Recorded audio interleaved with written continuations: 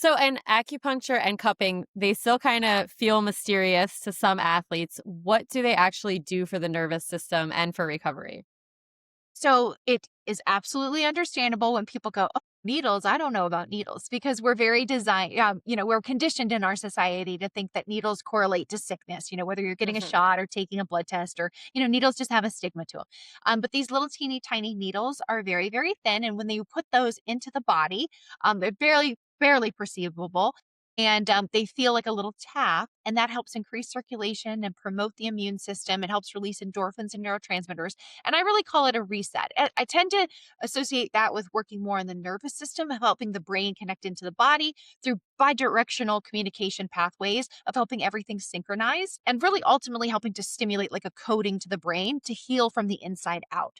The cupping, on the other hand, is like a negative pressure or more like a massage. And that cupping is going to work across the soft tissue, usually like the muscles or tight areas around the joints where ligaments and tendons maybe get a little knotted up.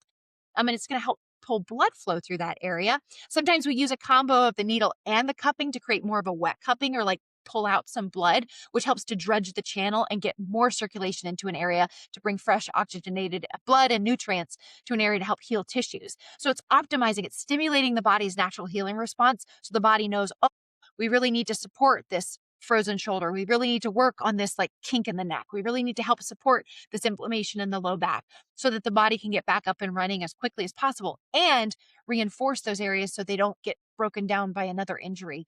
Because had you ever noticed that you twist your ankle and then it's like Yeah. you just kind of seem to keep twisting your ankle? Hmm. It's because it's weakened and the brain and the body haven't quite remapped that. So if we can help reinforce those tendons and ligaments, help to really stimulate the brain's connection to say, hey, this area needs a little extra support, the body can do a better job, not only proprioceptively standing on firm ground, but not tweaking it again so easily and Yeah. frustrating as it may be. I know.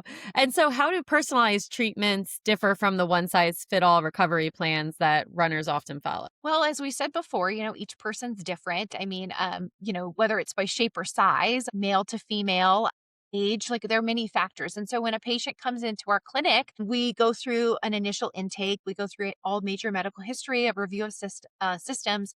And what we're really trying to do, yes, we want to address your main concerns, but we really want to also find your deeper constitutional imbalances. So much like a really fine tuned watch, we want those second hands to work correctly so we can keep Hmm. time.